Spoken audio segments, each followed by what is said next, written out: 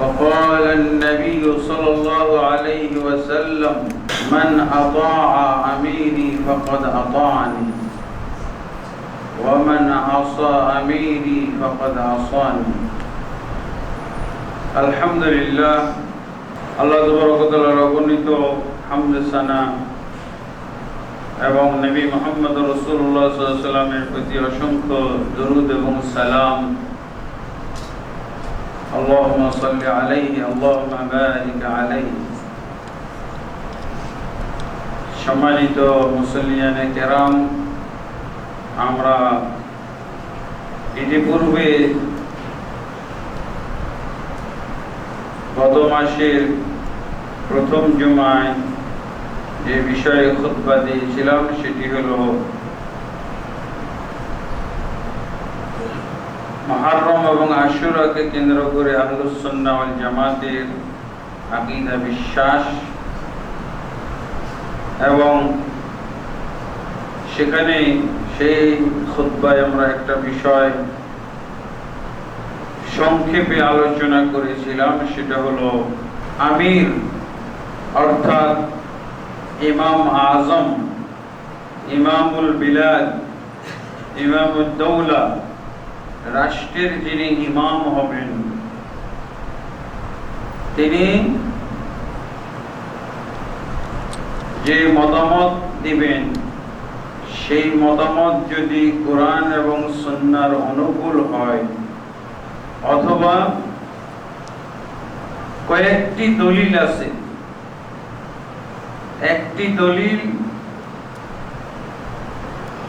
একটা দলিলের অনুকূল মত বা সিদ্ধান্ত দিচ্ছেন ইমাম এবং আরেক দলিলের আলোকে মতামত দিচ্ছে জনগণ বা পরামর্শ দাতা বা শুরা কমিটি, তাহলে সেই ক্ষেত্রে শুরা কমিটির চাইতে জনগণ, সকল জনগণের চাইতে মূল্যবান হবে, ধর্তব্য হবে, গণ্য হবে ইমামুল বিলাদ, রাষ্ট্রের যিনি শাসক, তার মতামত, তার সিদ্ধান্তই হলো চূড়ান্ত সিদ্ধান্ত। সমস্ত জনগণ, সমস্ত শুরা সদস্য, সমস্ত পার্লামেন্ট সদস্য যদি এর বিপরীতও থাকে তাদের কথা গ্রহণযোগ্য নয়।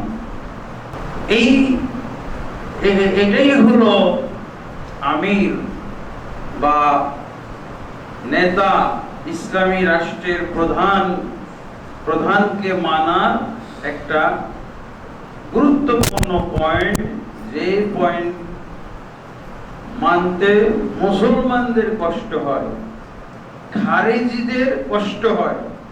এখানেই হলো নেতাকে মানা আর না মানার বিষয়। এই পর্যায়ে মানতে পারবে, কিন্তু আল্লাহর হুকুম, রাসূলুল্লাহ সাল্লাল্লাহু আলাইহি ওয়াসাল্লামের হুকুম হলো সব মতামত ছেড়ে দিয়ে, জনগণ তাদের নিজস্ব মতামত ছেড়ে দিয়ে এবং শুরা কমিটি তাদের নিজস্ব মতামত ছেড়ে দিয়ে কি করবে? আমির বা খলিফাতুল মুসলিমিন, আমিরুল মুমিনিন যেটা বলেছে সেটাই গ্রহণ করে নেবে। এখন নিজস্ব মতামতের কানাকড়িও মূল্য থাকবে না, না আল্লাহর কাছে, না রাসূলের কাছে, না জনগণের কাছে। এইভাবে মানাকে বলা হয় আমির মানা, খলিফা মানা। এবং এটাই হলো ইসলামের বিধান। কিন্তু এই বিধান মানা কি সহজ? কত কঠিন। এই বক্তব্যগুলো আমাদের প্রচার করা দরকার। এটা কি বলা হয়? আমির মানা। এবং এটা দেখা যায় আবু বকর রাদিয়াল্লাহু আনহু, আমি একটা উদাহরণ পেশ করেছিলাম। আবু বকর রাদিয়াল্লাহু আনহু যখন খলিফা হলেন, খলিফা হওয়ার পর তিনি কি করলেন? দেখলেন যে বিরাট বিশৃঙ্খলা। দুইটা বিষয় নিয়ে বেশ বিশৃঙ্খলা দেখা দিল। একটা হলো যখন খলিফা হলেন তখন যারা দুর্বল ঈমানদার, যারা মুনাফিক ছিল, মুনাফিকরা সবাই মুরতাদ হয়ে গেল, বা তারা এই ইসলামী রাষ্ট্রকে ভেঙে ফেলার জন্য সুযোগ গ্রহণ করতে চাইল। আর কি করলো? এক শ্রেণীর ভালো মুসলিম কিন্তু তারা ইসলামের 5টা রোকনের একটা মাইনাস করে দিল। বলছে যে 4টা রোকন পালন করব, যাকাত পালন করা যাবে না, যাকাত পালন করার আর কোনো যুক্তি নাই। রাসূল সাল্লাল্লাহু আলাইহি ওয়াসাল্লাম ছিলেন তখন যাকাত, রাসূল সাল্লাল্লাহু আলাইহি ওয়াসাল্লাম নেই এখন আর যাকাত নেই। অথবা যখন মুসলমানদের ভিতরে অভাব ছিল, অনটন ছিল, সমস্যা ছিল, তখন আল্লাহ রাসূল সাল্লাল্লাহু আলাইহি ওয়াসাল্লাম তাদের অভাব অনটন, মুহাজির ব্যক্তি যারা ভিটামাটি ছেড়ে এসেছিল তাদের সাহায্য সহযোগিতার জন্য যাকাত ফরজ করা হয়েছিল। এখন তো সবাই স্বাবলম্বী, এখন যাকাতের কোনো যুক্তি নাই। তারপর যাকাত দিতে বলা হয়েছে রাসূল সাল্লাল্লাহু আলাইহি ওয়াসাল্লামের কাছে, নবী সাল্লাল্লাহু আলাইহি ওয়াসাল্লামের কাছে। আল্লাহ আদেশ করছেন, খুল মিন আমওয়ালিহিম সাদাকাতান তুতাহহিরুহুম ওয়া তুযাক্কিহিম বিহা, সূরা তাওবা। হে রাসূল, আপনি তাদের থেকে যাকাত আদায় করুন, সাদাকা আদায় করুন। সাদাকা দুই প্রকার, একটা হলো সাদাকা ফরিদা, ফরজ সাদাকা যেটাকে যাকাত বলা হয়, আর একটা হলো সাদাকা নাফিলা, নফল সাদাকা। তো আল্লাহ রাসূল সাল্লাল্লাহু আলাইহি ওয়াসাল্লামকে আল্লাহ বলছেন, হে নবী, আপনি তাদের থেকে সাদাকা অর্থাৎ ফরজ সাদাকা গ্রহণ করুন, যাকাত গ্রহণ করুন, আর তুযাক্কিহিম বিহা, এই সাদাকা গ্রহণ করে তাদেরকে আপনি পবিত্র করুন। রাসূলকে সম্বোধন করে বলা হয়েছে যাকাত নেওয়ার কথা, তিনি পবিত্র করবেন, পরিশুদ্ধ করবেন। তো রাসূল সাল্লাল্লাহু আলাইহি ওয়াসাল্লামের পরে তো আর কোনো নবী নাই, তো অতএব এই যাকাতও নাই। 4টা রকম কালেমা সাথে একমত, 5 ওয়াক্ত সালাত একমত, তার সাথে সুন্নাত নওয়াফিল সালাত পড়বে, তাহাজ্জুদও পড়বে, হ্যাঁ, সিয়াম পালন করবে, আর হজ করবে, কিন্তু এইটার আর কোনো যুক্তি নেই তাদের কাছে। এই জন্য এদের বিরুদ্ধে আর অনেকেই তো ভণ্ড নবীর প্রতি ঈমান আনলো, মুসাইলামা কাজ্জাব, এরা তো মুরতাদ। এখন দুই শ্রেণীর সাথে কি আচরণ করতে হবে? মুরতাদদের বিরুদ্ধে যুদ্ধ করা যাবে, এটার ব্যাপারে সবাই একমত, কিন্তু যাকাত অনাদায়কারী, তাদেরকে যাকাত অস্বীকারকারী বলা যায় না, অনাদায়কারী। তারা যুক্তি খুঁজে পাচ্ছে না এখন যাকাত দেওয়ার।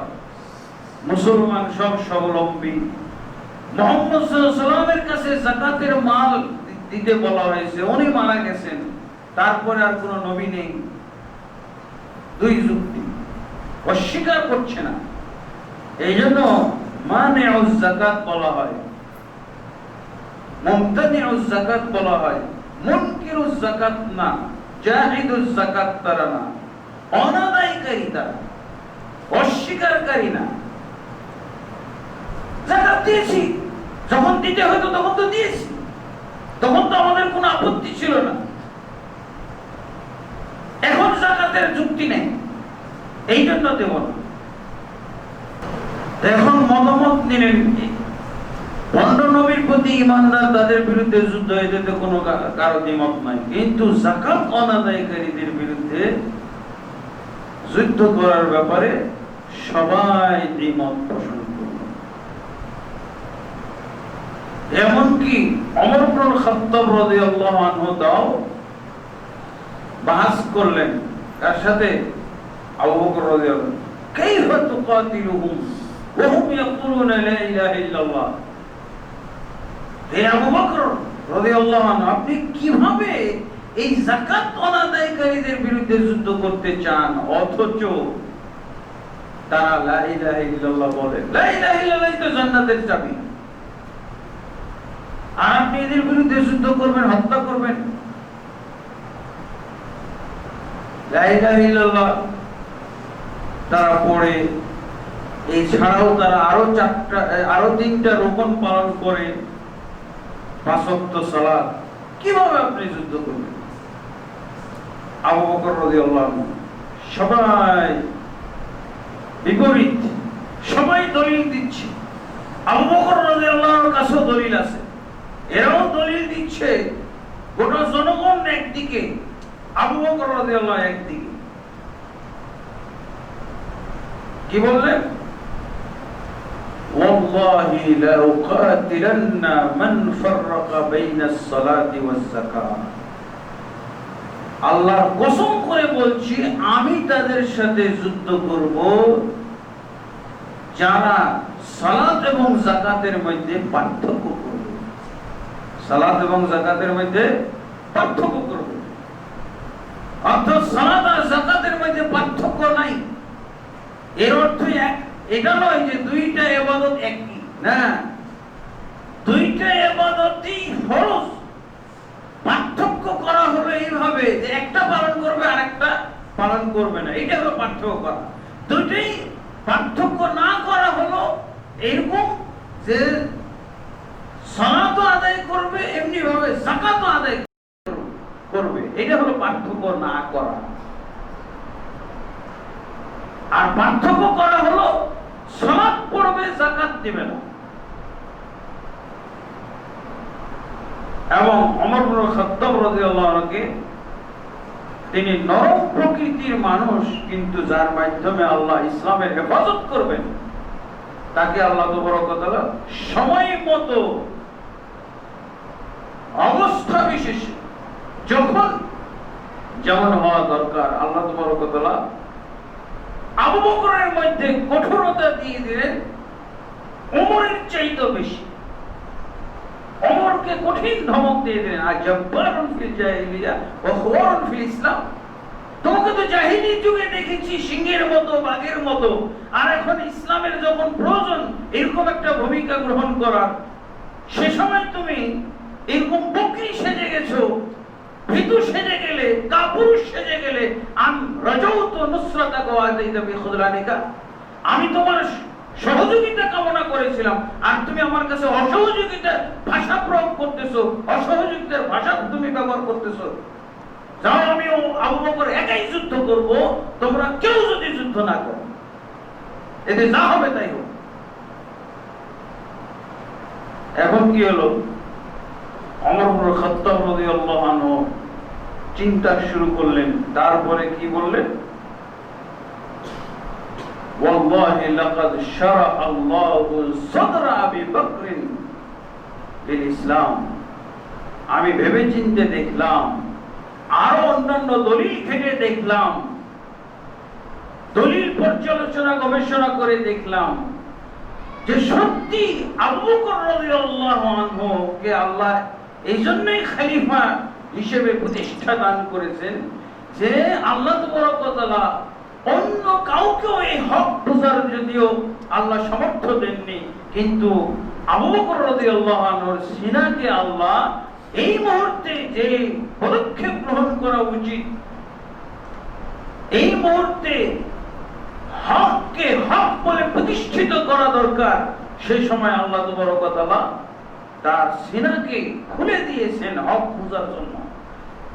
জনগণ কারই বুঝে আসলো না এই বিষয়টা, কিন্তু উনি একাই বুঝলেন, একাই এমন দৃঢ়তা প্রদর্শন করলেন, একাই এমন তিনি সিদ্ধান্ত ব্যক্ত করলেন যে আসলে আল্লাহ তাবারক ওয়া তাআলা তার মাধ্যমে হক প্রতিষ্ঠিত করবেন, এটা আমি বুঝে ফেললাম। তারপরে যে একাত্মতা ঘোষণা করলাম, এরপরে জনগণ একাত্মতা ঘোষণা করলো, আলহামদুলিল্লাহ। এরপরে যুদ্ধ হলো,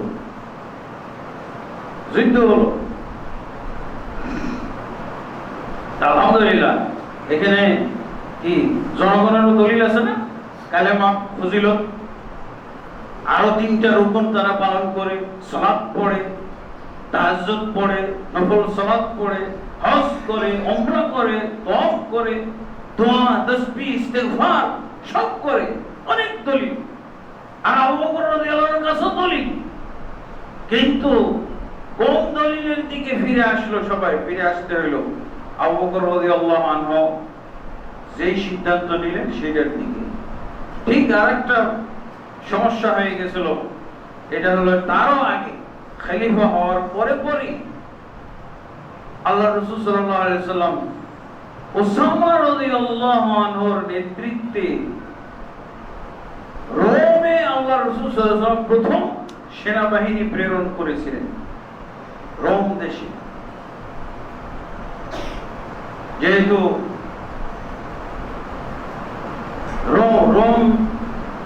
রোম দেশ অত্যন্ত অহংকার এবং দাম্ভিকতা প্রদর্শন করেছিল রাসূল সাল্লাল্লাহু আলাইহি সাল্লামের রাষ্ট্রের এবং দাওয়াতের বিরুদ্ধে কঠিন অবস্থান গ্রহণ করেছিল। এই জন্য আল্লাহ রাসূল সাল্লাল্লাহু আলাইহি সাল্লাম তাদের দাম্ভিকতা ধ্বংস করার জন্য রোমে তিনি রোগ সজ্জায় শায়িত হওয়ার পূর্বে এই সিদ্ধান্ত নিলেন। এবং এখানে রাসূল সাল্লাল্লাহু আলাইহি সাল্লামের সাথে অন্য সাহাবীদের কিছু দ্বিমত ছিল, মুনাফিকরা তো স্পষ্ট বলেই দিয়েছিল।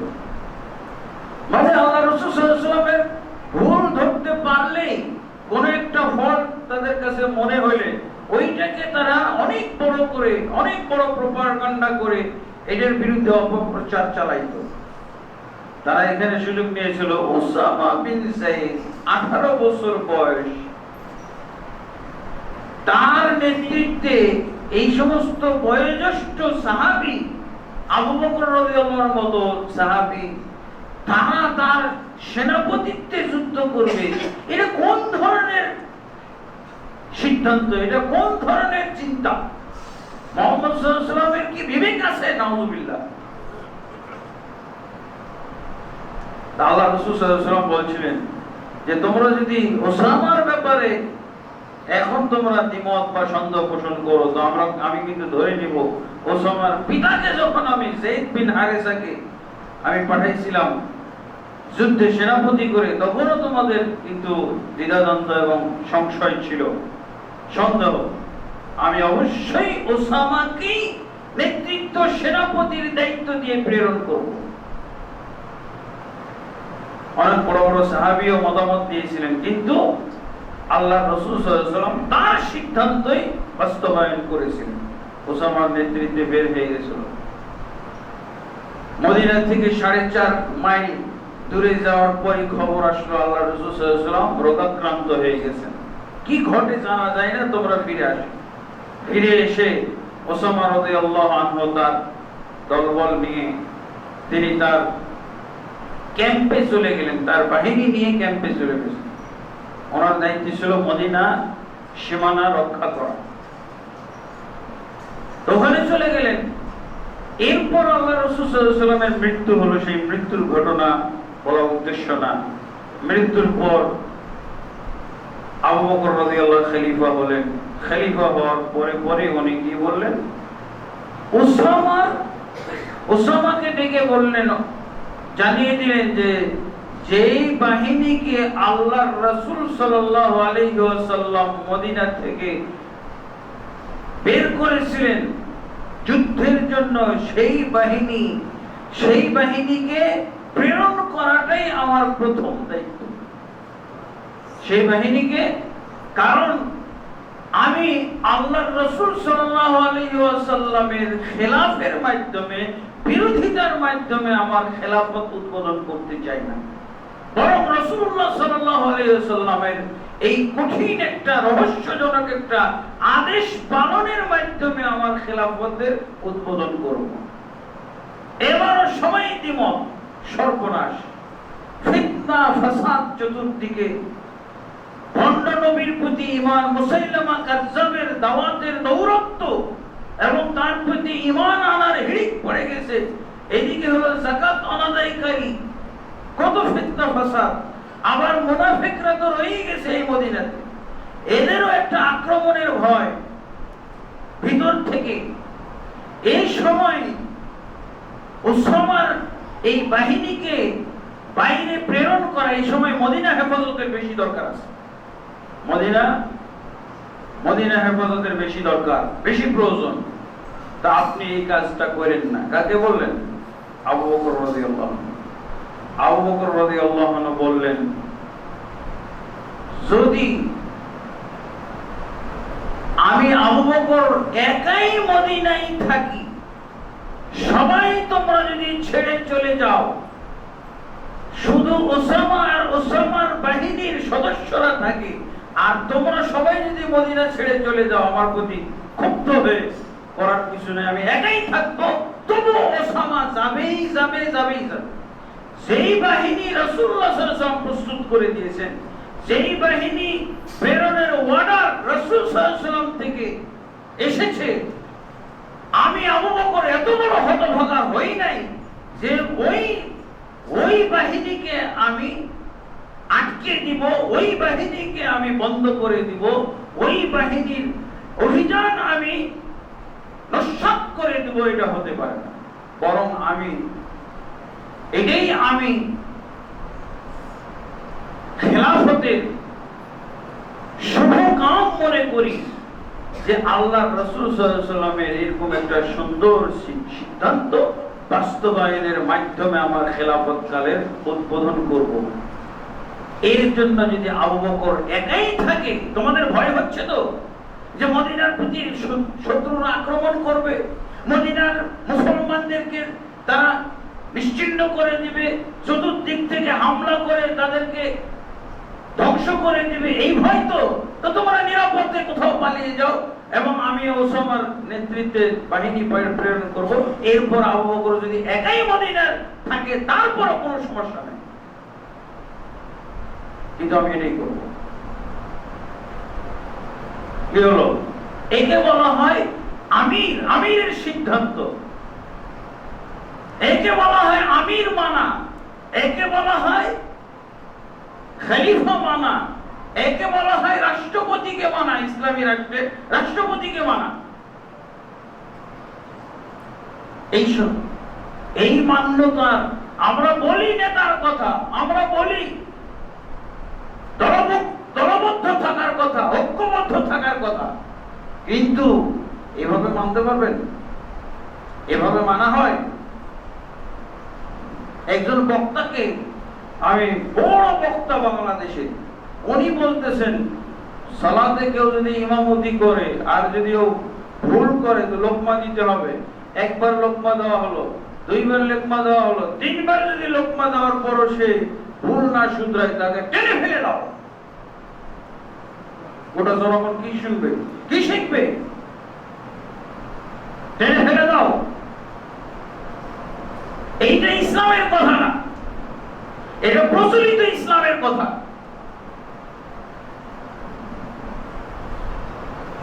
এমনকি ইমাম ভুল করলেও তার পক্ষেই মতামত দিতে হবে, তাকেই শক্তিশালী করতে হবে। ঠিক আছে? এইভাবে মানাকে বলা হয় ইমাম মানা, এইভাবে মানাকে বলা হয় নেতা মানা। আল্লাহু আকবার। আবু বকর রাদিয়াল্লাহু আনহু জানতেন না এর ফলাফল কি হবে। আবু বকর রাদিয়াল্লাহু আনহু জানতেন না ওসামা, কিন্তু এইটা জানতেন যে আল্লাহর রাসূল সাল্লাল্লাহু আলাইহি ওয়াসাল্লামের আদেশ পালনের মধ্যে অবশ্যই কল্যাণ আছে, অকল্যাণ থাকতে পারে না, যেটার সম্ভাবনা বলে বেড়াচ্ছে এরা। রাসূল সাল্লাল্লাহু আলাইহি ওয়াসাল্লাম যে সেনাবাহিনী প্রেরণের সিদ্ধান্ত নিয়েছিলেন, সেই সিদ্ধান্তের মধ্যে ভুল থাকতে পারে না, সেই সিদ্ধান্তের মধ্যে কোন ধরনের অকল্যাণ থাকতে পারে না, শুধু কল্যাণ থাকতে পারে, শুধু এর মধ্যে জনগণের জন্য মঙ্গলজনক কিছু থাকতে পারে। এই বিষয়, এসব সম্ভাবনা এটা আল্লাহর দৃষ্টিতে না, আল্লাহর দৃষ্টিতে এগুলো সব ভুল সম্ভাবনা বলা হচ্ছে। এই জন্য উনি এমন একটা কথা বলেছেন, এরপর আর কথা থাকে তোমরা চাচ্ছ মদিনার নাগরিকগুলোকে হেফাজত করবে, মদিনার শহরকে শত্রুদের থেকে হেফাজত করবে। আমি আবু বকর একাই যদি থাকি, তারপর আমি জৈশ ওসামার বাহিনী প্রেরণ করব। তাহলে হাজার হাজার শত শত, তোমরা এত ভয় করছো কেন? সবচেয়ে বরকতপূর্ণ, সবচেয়ে কল্যাণজনক, সবচেয়ে আমাদের জন্য, আমাদের রাষ্ট্রের জন্য মজবুতি, রাষ্ট্রের শিকড় মজবুত করার জন্য এটাই হলো ব্যবস্থা। ওসামার নেতৃত্বে তার বাহিনীকে প্রেরণ করে দেওয়া। তারপর তিনি সিদ্ধান্ত বাস্তবায়ন করলেন, বিদায় দিয়ে দিলেন। বিদায় দেওয়ার পরে পরেই শত্রুদের মধ্যে আনাগোনা শুরু হয়ে গেল। সর্বনাশ! এদের তো সাহস কম না, এদের তো জনবল এবং মনোবল তো কম না। এমন ক্রিটিক্যাল পরিবেশে, এরকম সময়ে তারা বহির্বিশ্বে, বহির্রাষ্ট্রের প্রতি আক্রমণের জন্য, যুদ্ধ করার জন্য রোমের উদ্দেশ্যে সেনাবাহিনী প্রেরণ করে ফেলল। আর বেশি দেরিও করলো না, কেবল খলিফা হওয়ার পরে পরে সেনাবাহিনী চলে গেল। এমনি ওরা আতঙ্কিত, ছোটখাটো শক্তিগুলো এমনি আতঙ্কগ্রস্ত হয়ে নিবৃত হয়ে গেল। আল্লাহু আকবার! এমনি আর তাদেরকে বার্তাও দিতে হলো না। এটাই একটা কঠিন বার্তা যে না, এদের শক্তি তো মনে হয় আরো বেড়ে গেছে। কোথার থেকে শক্তি পাইল? এখন থেকে শুরু হয়ে গেল কল্যাণ। এরপর যারা চিন্তা ভাবনা করছিল, মুনাফিকরা পর্যন্ত তারা আতঙ্কিত হয়ে গেল যে না, এদের জনবল, এদের মনোবল সব তো ঠিকই আছে, এ তো দেখি রাসূলের মতোই কারবার, মুহাম্মদ সাল্লাল্লাহু আলাইহি ওয়াসাল্লামের মতোই কারবার। মুহাম্মদ সাল্লাল্লাহু আলাইহি ওয়াসাল্লাম আজকে নেই, কিন্তু মুহাম্মদ সাল্লাল্লাহু আলাইহি ওয়াসাল্লামের সেই মনোবল তো রয়ে গেছে। সেই সিদ্ধান্তের প্রতি অনড়, কঠোর থাকা, সবকিছু তো রাসূলেরই সংস্করণ দেখা যায়। কই পার্থক্য তো কিছু বোঝা যায় না, দুর্বলতার কোনো রেশ পাওয়া যাচ্ছে না। কিভাবে তো তাদের প্রতি আক্রমণ করব? অনেকে এই সেনাবাহিনী পাঠানোর মাধ্যমে আতঙ্কিত হয়ে ফলাফল শুরু হয়ে গেল, পজিটিভ ফলাফল আসা শুরু হয়ে গেল। এরপর জৈশ ওসামা রাদিয়াল্লাহু আনহু সেই যুদ্ধে রোমের একটা সীমান্ত রাজ্য, সেই রাজ্যের প্রতি আক্রমণ করেছিলেন, যুদ্ধ করেছিলেন এবং যুদ্ধে বিজয়ী হয়ে বহু গনিমতের মাল নিয়ে ফিরে এসেছিলেন মদিনায় নিরাপদে, আলহামদুলিল্লাহ। এরপর তো আরো তাদের মনোবল, যারা শত্রু ছিল তাদের মনোবল একেবারে ধ্বংস হয়ে গেল, শেষ। দেখেন, যারা ইসলামী রাষ্ট্রের নেতা হয় তাদেরকে আল্লাহ সাহায্য করেন, তাদের মনোবল আল্লাহ দান করে থাকেন, তাদেরকে আল্লাহ পরিচালনা করে থাকেন, আল্লাহ সহযোগিতা করে থাকেন। এই জন্য গোটা জনগণের চাইতে তার ভিতরে যে মনোবলটা থাকে, তার ভিতরে যে সিদ্ধান্তটা থাকে, তার থেকে যে সিদ্ধান্তটা আল্লাহ বের করে, এটা আল্লাহর পক্ষ থেকে, বুঝা গেছে? এই জন্য এইভাবে মানতে পারলে, এই এক পর্যায়ে আমরা এসেছিলাম যে এগুলো আমাদের দেশে এই ওয়াজগুলো নাই। আমরা অন্যায়ের প্রতিবাদ করতে করতে করতে করতে করতে দেখা যায় যে এই পর্যায়ে চলে গেছি যে শাসককে হটাও। শাসককে হটানোর কায়দা আছে, শাসককে হটানোর নিয়ম আছে। সেটা হলো, মুসলিম শাসক যদি হয়, যতদিন পর্যন্ত তার নাম মুসলিম, তার অপরাধ এবং অন্যায়গুলোকে নোট করতে হবে, যাচাই করতে হবে, পর্যালোচনা করতে হবে যে যে সমস্ত অন্যায় অপকর্ম করছে এর মধ্যে স্পষ্ট কুফরি মুরতাদ হওয়ার মতো, স্পষ্ট মুরতাদ হওয়ার মতো কাজ করতেছে কিনা, স্পষ্ট সে কাফের হয়ে গেছে কিনা।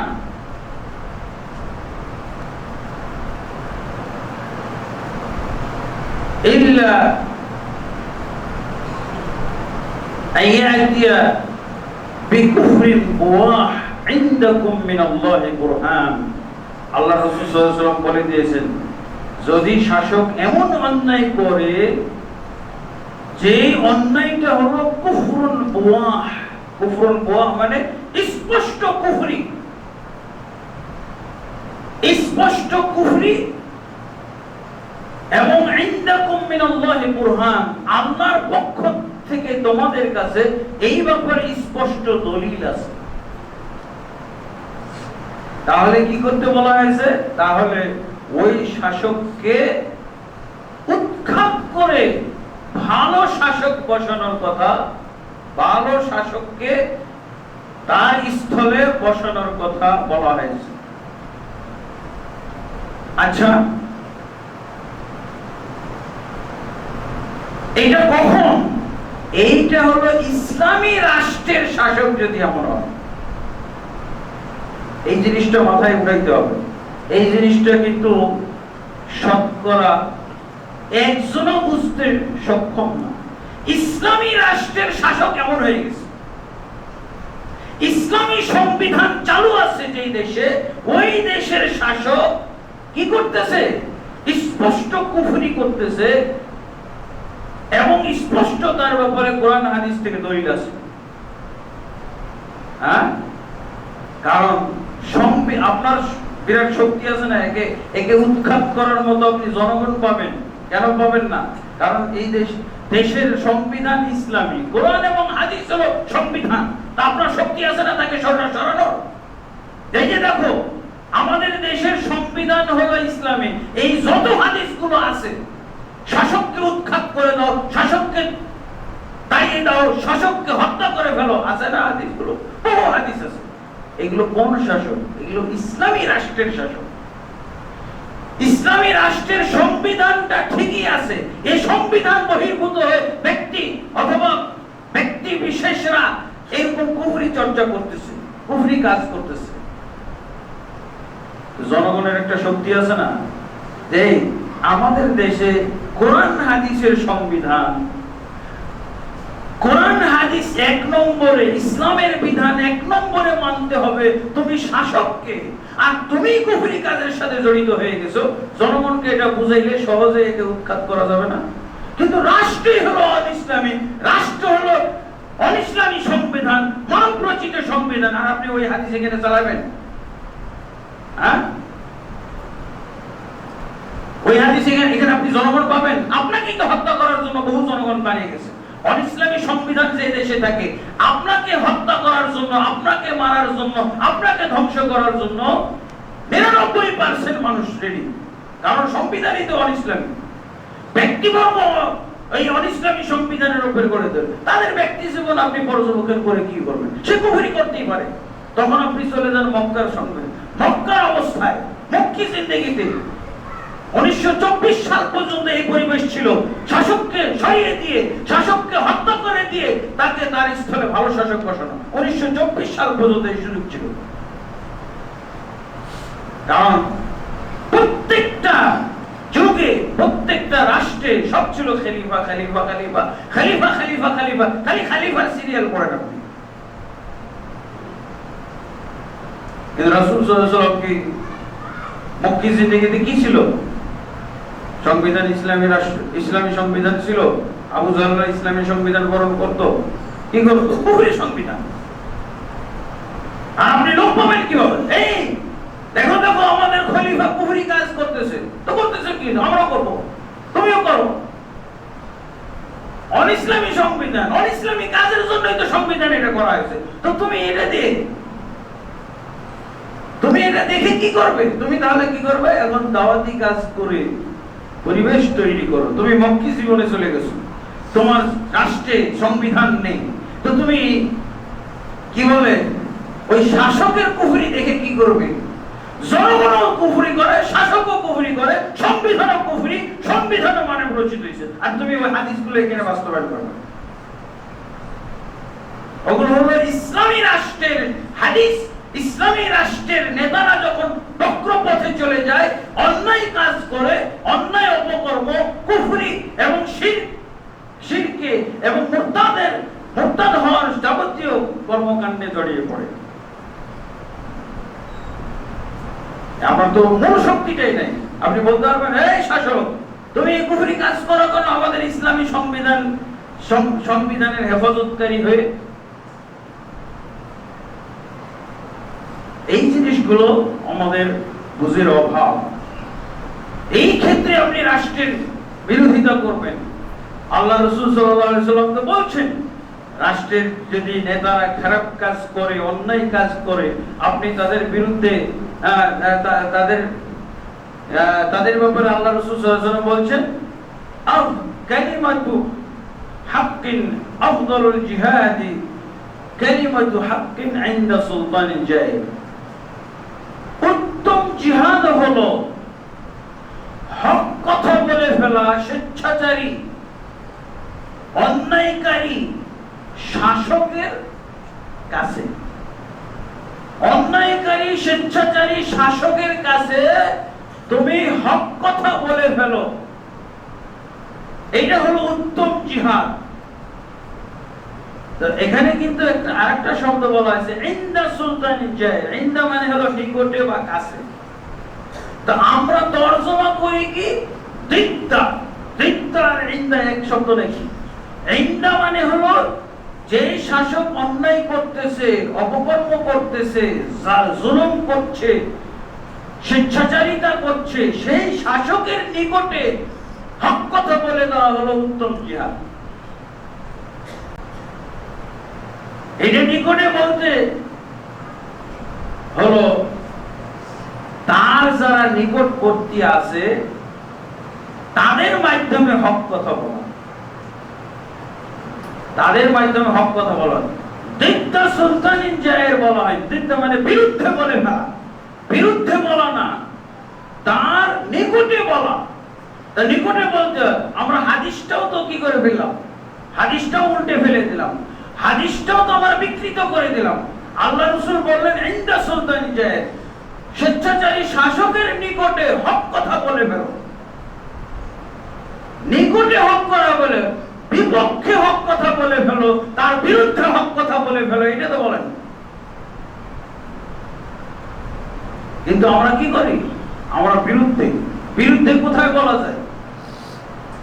মাঠে, ময়দানে, জনসভায়, এভাবে যেখানে শাসকের পুলিশ বাহিনী, যেখানে আপনার কোন কথাবার্তার মধ্যে কোন ধরনের যাচাই বাছাই করা হবে না, খালি এতটুকু শোনার জন্য তারা ব্যস্ত হয়ে আছে যে পুলিশরা যে বিরুদ্ধে বলছে নাকি, সরকারের বিরুদ্ধে বলছে নাকি, বিরুদ্ধে বলে ধর এবং গাড়িতে ওঠা।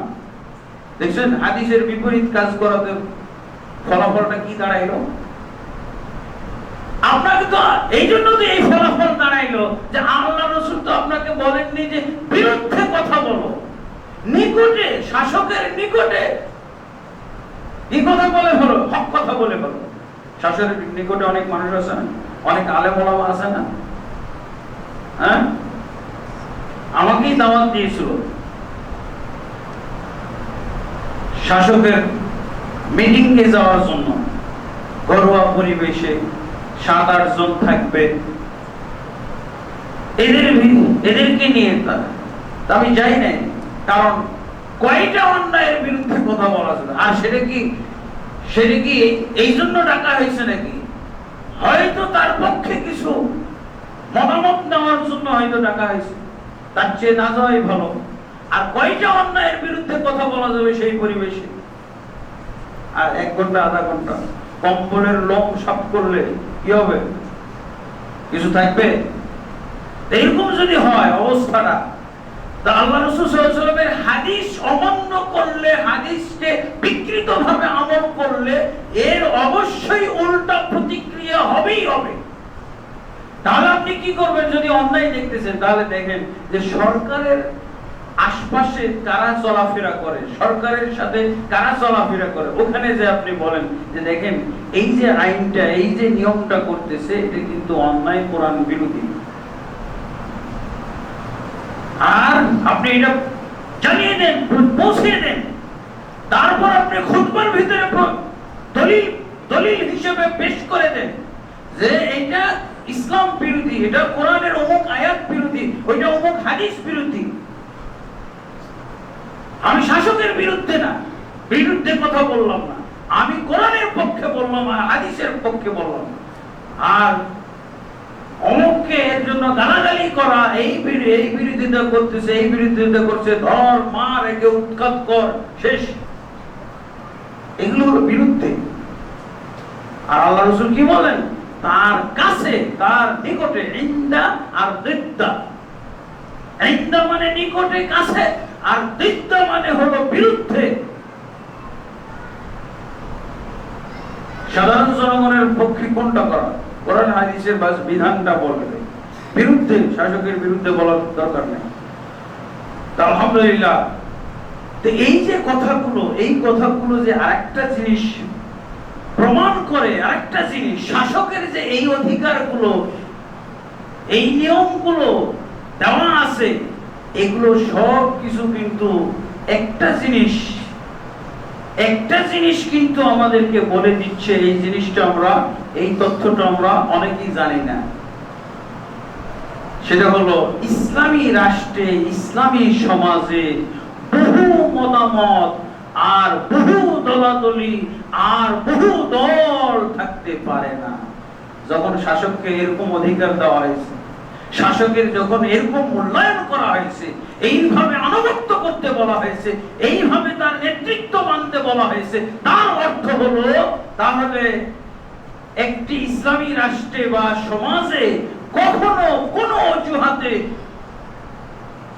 বহু নেতৃত্ব, বহু দলাদলি, বহু মতামত থাকার কোনো সুযোগ নাই। এখান থেকে কি পাওয়া যায়? আমরা যে বলি মুসলমানদেরও গণতন্ত্রেও করার সুযোগ আছে। কিভাবে? গণতন্ত্র মানে তো বহু দল থাকতেই হবে, হ্যাঁ, লড়াই হবে। তো লড়াই হবে, তো লড়াই কিভাবে হবে? প্রতিপক্ষ থাকা লাগবে না? না, ইসলামী সমাজ, ইসলামী রাষ্ট্রের মধ্যে আপনার যত মতামত আছে, সমস্ত মতামতকে দাফন করে দিয়ে শাসকের মতে আপনাকে ফিরে আসতে হবে, আমিরের মতে ফিরে আসতে হবে। তাহলে বহু দল আর বহু দলাদলি থাকার কোন সুযোগ আছে?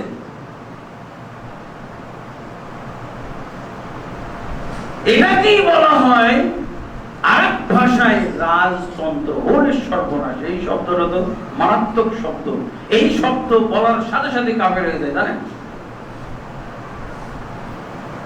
রাজতন্ত্র যদি বলে রাজতন্ত্র আছে, তাহলে এগুলো কি বুঝাইলো? তারপরে কোরআনের আয়াত, কোরআনের যে বহু আয়াতের মধ্যে আল্লাহ তাবারক ওয়া তাআলা এই কথাগুলো আল সূরা নামলের 16 নম্বর আয়াতে বলছেন, ওয়া ওয়ারিসা সুলাইমান ও দাউদ। সুলাইমান আলাইহিস সালাতু ওয়াস সালাম দাউদের ওয়ারিস হয়ে গেলেন। তাফসীরের কিতাবগুলোতে লিখতেছে যে সুলাইমান কিসের ওয়ারিস হইলেন? তিনটা জিনিসের ওয়ারিস হয়েছিলেন। দাউদ আলাইহিস সালাতু ওয়াস সালামের কয়টা জিনিসের ওয়ারিস হয়েছিলেন? দাউদ আলাইহিস সালাতু ওয়াস সালামের ছেলে ছিল কে? সুলাইমান না? দাউদ আলাইহিস সালাতু ওয়াস সালাম নিজেই বাদশা ছিলেন এবং তার ছেলে সুলাইমান আলাইহিস সালাতু ওয়াস সালাম নিজেও বাদশা ছিলেন। তো সুলাইমান আলাইহিস সালাতু ওয়াস সালাম যে বাদশা হলেন কিসের সূত্রে? আল্লাহ নিজেই বলছেন, ওয়া ওয়ারিসা সুলাইমান দাউদ। সুলাইমান আলাইহিস সালাতু ওয়াস সালাম দাউদের ওয়ারিস হয়ে গেলেন। কিসের ওয়ারিস? তাফসীরের কিতাবগুলোতে লিখতেছে যে ওয়ারিসাল ইলমা ওয়ান নুবুওয়াতা ওয়াল মুলকা। সুলাইমান আলাইহিস সালাতু ওয়াস সালাম দাউদ আলাইহিস সালাতু ওয়াস সালামের ওয়ারিস হয়েছিলেন, ইলমের ওয়ারিস, নবুয়তের ওয়ারিস আর রাজত্বের ওয়ারিস। কিসের ওয়ারিস? কিসের ওয়ারিস হয়েছিলেন? তৃতীয়টা। এইটা বললে তো আবার কাফের হয়ে যাবে। সৌদি আরব আজকে কাফের এই জন্য, সৌদি আরবের রাজতন্ত্র কেন? আল্লাহ কোরআনে কি বলছেন? কোরআনে শুধু এই আয়াত না, আরো বহু আয়াত আছে। অর্থাৎ কোন আয়াতই নাই, গন্ডগোল তন্ত্রের কোন আয়াত কোরআনে নাই, একমাত্র অপব্যাখ্যার মাধ্যমে লাকুম দীনুকুম ওয়ালিয়া দীন। হ্যাঁ, তাহলে এগুলো হলো এই সমস্ত বার্তা আমাদেরকে শোনায় যে যেহেতু কি বলে শাসকের এই অধিকার দেওয়া হয়েছে, তিনি ওয়ারিস বানিয়ে যাবেন। কাকে ওয়ারিস বানিয়ে যাবেন? ছেলেকে ওয়ারিস বানিয়ে যাবেন, ভাইকে ওয়ারিস বানিয়ে যাবেন, থার্ড পারসন কোন ব্যক্তিকে ওয়ারিস বানিয়ে যাবেন, কোনো সমস্যা নাই, যদি ইসলামী সংবিধান বাস্তবায়ন করি হয়। আগের সংবিধান, রাসূল যে সংবিধান দিয়ে গেছেন, এই সংবিধান বাস্তবায়নকারী ব্যক্তি যদি হয়ে থাকে, কেউ যদি এই সংবিধান বাস্তবায়নের দায়িত্ব নেয় বা দায়িত্ব পালন করবে এই বিশ্বাস থাকে, তাহলে কি করতে হবে? তাহলে ওয়ারিস, এগুলোর ওয়ারিস এবং মিরাস সূত্রে এগুলো প্রাপ্ত হওয়ার বিধান কোরআন এবং হাদিসে রয়েছে। এবং শুধু এটাই রয়েছে, আর একটা আছে আল্লাহ তাবারক ওয়া তাআলা, সেটা যেমন সূরা একটা নাযিল করেছেন, সূরা আশ-শূরা। সূরার নাম কি? আশ-শূরা। শূরা মানে, শূরা শব্দের অর্থ হলো পরামর্শ, পরামর্শের ভিত্তিতে সিদ্ধান্ত গ্রহণ। আল্লাহর রাসূল সাল্লাল্লাহু আলাইহি সাল্লামও পরামর্শ করতেন যেখানে পরামর্শের দরকার, সব জায়গায় পরামর্শ করতেন না। যেখানে পরামর্শের দরকার সেখানে পরামর্শ করতেন, যেখানে পরামর্শ ত্যাগ করা দরকার সেখানে পরামর্শ ত্যাগ করতেন। পরামর্শ ত্যাগ করার অধিকারটা কার? শাসকের আছে। অনেকে পরামর্শ দিয়েছে, পরামর্শ এটা গ্রহণ করতেই হবে এই জন্য না, গ্রহণ করা যাবে, এর মাধ্যমে কল্যাণ আসতে পারে, কিন্তু পরামর্শ ত্যাগ করার মাধ্যমে কল্যাণ আসতে পারে।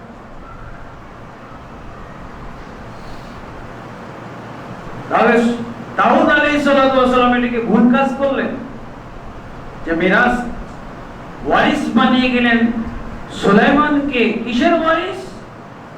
তিনটা জিনিস, ইলম, নবুয়ত আর রাজত্ব। যেই রাজ্য পরিচালনা করতেন দাউদ আলাইহিস সালাম, ওই রাজ্য পরিচালনার দায়িত্ব দিয়ে গেলেন সুলাইমান আলাইহিস সালাম। এর সাথে সুলাইমানের যুগে আরো রাজ্যের পরিধি আল্লাহ তাবারক ওয়া তাআলা বাড়িয়ে দিলেন এবং তাকে এমন রাজত্ব দান করলেন, এবং তিনি দোয়া করলেন যে আল্লাহ তুমি আমার রাজত্ব এমন ভাবে সম্প্রসারিত করো, এমন রাজত্ব আমাকে দান করো যেটা আর কেউ কখনো পাবে না। এই রাজত্ব যুলকারনাইন ইতিপূর্বে এই রাজত্ব করে গেছেন এবং সুলাইমান আলাইহিস সালাম এই রাজত্ব করেছেন। আলহামদুলিল্লাহ, ওয়ারিসা সুলাইমান দাউদ, সুলাইমান আলাইহিস সালাম দাউদ আলাইহিস সালাম থেকে ওয়ারিস হয়ে গেলেন। কিসের ওয়ারিস? ইলমের ওয়ারিস, ওয়াহির ইলম, নবুয়তের ওয়ারিস। আর কি হলো? ওয়াল মুলকা, এবং রাজত্বের ওয়ারিস। আর সুলাইমান আলাইহিস সালাম এই রাজত্বকে আরো সম্প্রসারিত করলেন। এরপরে সূরা বাকারার 246 নম্বর আয়াতে পাওয়া যায়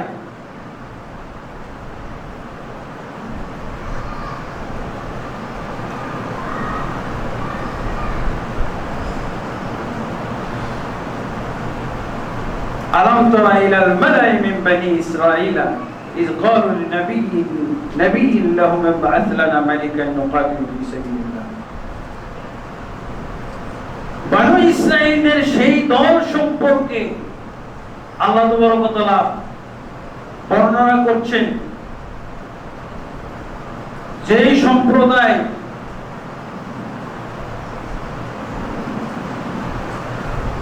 দোয়া করেছিল। সম্প্রদায় কি দোয়া করেছিল? যে আমাদের জন্য আপনি দোয়া করুন। তাদের নবীকে বলেছিল, আলাম তারা ইলাল মালাই মিন বনি ইসরাঈল মিন বা'দি মুসা, মুসার পরে বনু ইসরাইলদের একটা গোষ্ঠী কোন এক যুগে ক্বালু লিনাবিয়্যিন লাহুম, তাদের নবীকে বলেছিল, ইবআস লানা মালিকান, হে নবী আপনি আমাদের জন্য দোয়া করুন, দোয়া করে একজন বাদশা, আপনি একজন রাজা আমাদের জন্য আপনি আল্লাহর কাছ থেকে নেন, চেয়ে নেন, একজন রাজা যেন আল্লাহ আমাদেরকে দান করেন, একজন বাদশা যেন আমাদেরকে দান করেন। কি হবে? নুকাতিলু ফি সাবিলিল্লাহ, তার নেতৃত্বে আমরা আল্লাহর রাস্তায় যুদ্ধ করব। তো বাদশা তারা চাইছিল, নবীকে দোয়া করতে বললেন, নবী আপনি দোয়া করুন আমাদের জন্য যেন আল্লাহ বাদশা দান করেন। যেই বাদশার মাথা হাতে, যেই বাদশার নেতৃত্বে আমরা আল্লাহর রাস্তায় জিহাদ করব, তখন নবী তাদেরকে অঙ্গীকার করেন, হাল আসাইতুন কুতিবা আলাইকুমুল কিতাল আল্লা তুকাতিলু। এমন কি হতে পারে নাকি যে তোমাদের উপরে যখন কিতাল ফরজ করে দেওয়া হবে, যুদ্ধ করা ফরজ করে দেওয়া হবে, আল্লাহ তোমাদেরকে বাদশা দান করবেন, বাদশা আসবে এবং তোমাদের উপরে যুদ্ধ ফরজ করে দেওয়া হবে, তখন কি তোমরা আবার পিছপা হয়ে বলবে নাকি যে না আমরা যুদ্ধ করব না? এমন বলবে না তো। ক্বালু ওয়া লানা আল্লা নুকাতিলা ফি সাবিলিল্লাহ, কেন আমরা আল্লাহর পথে যুদ্ধ করব না সেই বাদশার নেতৃত্বে, অথচ আমাদেরকে শত্রুরা আমাদের ঘর বাড়ি থেকে উচ্ছেদ করে দিয়েছে, ও আপনারা এবং আমাদের সংসার থেকে, আমাদের সন্তানদের থেকে আমাদেরকে উচ্ছেদ করেছে। কিন্তু তারা কি করেছিল? যখন তাদের উপরে জিহাদ ফরজ করে দেওয়া হলো, তখন অল্প কিছু ব্যক্তি ছাড়া সবাই পিছপা হয়ে গেল, পিছু হটে গেল। وقال لهم نبيهم, এবং তাদের নবী তাদেরকে বলেছিল, ইন্নাল্লাহা ক্বাদ বা'আসা লাকুম তালুতা মালিকা, এই তোমাদের আবেদন ক্রমে আমি আল্লাহর কাছে দোয়া করেছি, আল্লাহ তোমাদের জন্য বাদশা হিসেবে প্রেরণ করেছেন তালুতকে। ক্বালু আন্না ইয়াকুনু লাহুল মুলকু আলাইনা, কিভাবে আমাদের প্রতি সে বাদশাহী করবে, রাজত্ব করবে? ওয়া নাহনু আহাক্কু বিল মুলকি, তার চেয়ে তো আমরাই বেশি অধিকারী, হকদার। ওয়ালাম ইউতা সাআতাম মিনাল মাল, তার কোনো ধন সম্পদ নাই, গরীব ফকির মানুষ, আবার সে বাদশা, তাকে এমন লোককে আল্লাহ বাদশা বানাইলেন, এটা হইতে পারে? এটা কিভাবে আমরা মেনে নিই? আমাদের রুচি তো হচ্ছে না। তখন কি বললেন? ইন্নাল্লাহু আস্তাফাহু আলাইকুম ওয়া যাহাদাহু বাসতাতান ফিল ইলম, আল্লাহ তাবারক ওয়া তাআলা তোমাদের জন্য তাকেই তো বাছাই করেছেন, নির্বাচন করেছেন তোমাদের বাদশা হিসেবে, আবার তোমরা এখন কি কথা বলছো? ওয়া আতা ওয়া যাদাহু বাসতাতান ফিল ইলমি ওয়াল জিসম, দেখো না তোমাদের চাইতে সে ব্যতিক্রম দুই দিক থেকে, ইলমের দিক থেকে এবং শরীরের গঠনের দিক থেকে তোমাদের সে ব্যতিক্রম, কি কেমন সুঠাম দেহ, হ্যাঁ, আর কেমন আল্লাহ তাবারক ওয়া তাআলা তাকে ইলম দান করেছেন, রাজ্য পরিচালনার ইলম, দিন পরিচালনার ইলম তাকে দিয়ে প্রেরণ করেছেন। এই যে দেখেন, তাহলে এই যে বাদশাহী, এটাকে বলা হয় রাজতন্ত্র।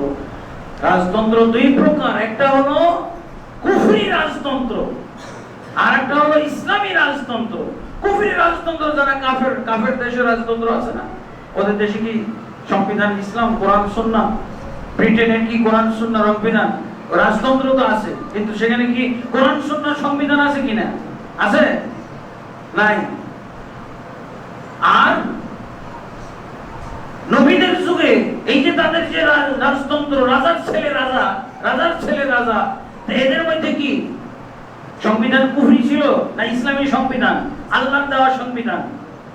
এই জন্য যে কোনো দেশে যদি রাজতন্ত্র থাকে আর সেখানে যদি ইসলামী সংবিধান বহাল থাকে, কোরআন এবং সুন্নাহ থাকে, সেখানে যদি কি বলে ইসলামের যে সমস্ত দণ্ডবিধি সেগুলো যদি কায়েম থাকে, দণ্ডবিধিগুলো কিন্তু ইসলামী রাষ্ট্র ছাড়া হয় না, শাসক ছাড়া হয় না। আপনি চোরের হাত কাটতে পারবেন না, যদিও গোটাই ঢাকাবাসী এক হয়ে যায়, তারপরও কাটতে পারবেন না, হত্যা করে ফেলতে পারে, অন্যায় ভাবে, এলোপাতাড়ি ভাবে, হ্যাঁ, লাঠি বাঁশ দিয়ে পিটিয়ে হত্যা করে ফেলতে পারে। কিন্তু কোরআনের আয়াত তেলাওয়াত করে আপনি চোরের হাত কেটে ফেলবেন, হত্যাকারীকে হত্যা করে ফেলবেন, আর জিনাকারীকে আপনি 100 ব্যাট মারবেন, এগুলো হতে পারবে। এগুলো সম্ভব না। আপনাকে তারপরে তিনি হত্যা করা হবে। যারা ফাসাদ সৃষ্টি করে অন্যায়ভাবে মুসলমানদের ভিতরে, মুসলিম সমাজের ভিতরে বিপর্যয় সৃষ্টি করতে করে, তাদেরকে মৃত্যুদণ্ড দেওয়া, তাদেরকে মাদক দ্রব্যের প্রচার প্রসার ব্যাপকভাবে, এদের হলো শাস্তি মৃত্যুদণ্ড। যারা সমাজ নষ্ট করে, যুবকদেরকে নষ্ট করে, সমাজের জিনা ব্যভিচার যারা ছড়িয়ে দেয় ইত্যাদি ইত্যাদি, তাদের শাস্তি হলো এরকম। আল্লাহ তাবারক ওয়া তাআলা আমাদের সকলকে বুঝার তৌফিক দান করুন। এগুলো আমাদেরকে আমরা পরস্পরে আলোচনা সমালোচনা পর্যালোচনা না করে দলিল ঘাঁটি, দলিল আলোচনা করি। আলহামদুলিল্লাহ, মক্কা মদিনার দেশে কেউ বলতে পারবে সেখানে কোরআন সুন্নাহ হলো সংবিধান, কোরআন সুন্নাহ হলো সংবিধান। সেখানে প্রত্যেকটা অ্যাডভোকেটের বাড়িতে যে দেখবেন সব কোরআন হাদিস তাফসীরের কিতাব।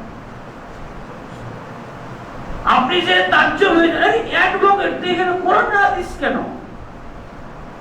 আমাদের দেশের বিচারপতিরা, জজ, ব্যারিস্টাররা যে তাজ্জব হয়ে যায়, ওরা তো পড়তেই পারে না কোরআন হাদিস তাফসীর, এগুলো তো পড়তেই পারে না। ফিকহ ইসলামী, ফতোয়া, ফতোয়া ফিকহ ইসলামী সব এগুলো লাগে। প্রত্যেকটা কোর্টের প্রধান বিচারপতি হলো ওই শহরের কেন্দ্রীয় মসজিদের ইমাম, মসজিদে নববীর কেন্দ্রীয় ইমাম, প্রধান ইমাম হলো মদিনার কোর্টের প্রধান বিচারপতি। এখন মাথায় ধরে না এটা কি অনিসলামী রাজতন্ত্রের দেশ? হ্যাঁ, এটা কি দেখেছেন এগুলো এরকম হয়? কিন্তু হুজুরের দল, এই হুজুররা কিভাবে এই কাম করে? হ্যাঁ, ইসলামী রাষ্ট্রের হুজুররাই তো বিচারপতি, হুজুররাই অ্যাডভোকেট, হুজুররাই সব আইনজীবী, হুজুররাই সবাই। এই দেশের হয়তো একজন বিচারপতি ওখানে পিওনার দায়িত্ব পালন করার সুযোগ পাবে না, জজ, ব্যারিস্টার ওখানে পিওনা হইতে পারবে না। ইসলামী রাষ্ট্রে, যে দেশে ইসলামী সংবিধান, সেই দেশে পিওনা হওয়ার যোগ্যতা রাখে না। পিওন বানাবে নাকি? একবার বছর সব সার্টিফিকেট দিতে জব বেকার, কোনো কাজে লাগবে না। এর নাম হলো এই সমস্ত কথাবার্তা, এই কোরআনের আয়াতগুলো, এই হাদিসগুলো, এই দলিলগুলো আমাদেরকে পর্যালোচনা করতে হবে। আমরা জনগণমুখী ইসলাম পালন করব না, দলিলমুখী ইসলাম, দলিল ভিত্তিক ইসলাম। একজন আরেকজনের কাছ থেকে সরাসরি আমি কথাবার্তা বলবো, এগুলো চলে না। আলহামদুলিল্লাহ, এই বিষয়ে হয়তো আমরা একটা দিন আমাদের একটা খুতবার মধ্যে খেলাফত কিভাবে আবু বকর রাদিয়াল্লাহু থেকে শুরু করে, নবী সাল্লাল্লাহু আলাইহি ওয়াসাল্লাম থেকে শুরু করে খেলাফতের সময় প্রত্যেক খলিফা, বিশেষভাবে চারজন খলিফা কিভাবে কোরআন এবং হাদিসের ভিত্তিতে নির্বাচিত হয়েছিল, এগুলোর একটা খুতবা আমাদের প্রয়োজন আছে, দরকার আছে। কোরআন এবং হাদিসের দলিলের ভিত্তিতে নির্বাচিত হয়েছিল তারা। আলহামদুলিল্লাহ, সেই দলিলগুলো আমরা পর্যায়ক্রমে একদিন আলোচনা করবো। আল্লাহ আমাদেরকে তৌফিক দান করুন। আল্লাহুম্মা আমিন। আস্তাগফিরুল্লাহ লি ওয়া লাকুম ওয়া লিসাইরিল মুসলিমিন ফাস্তাগফিরুহু ইন্নাহু হুয়াল গফুরুর রহিম।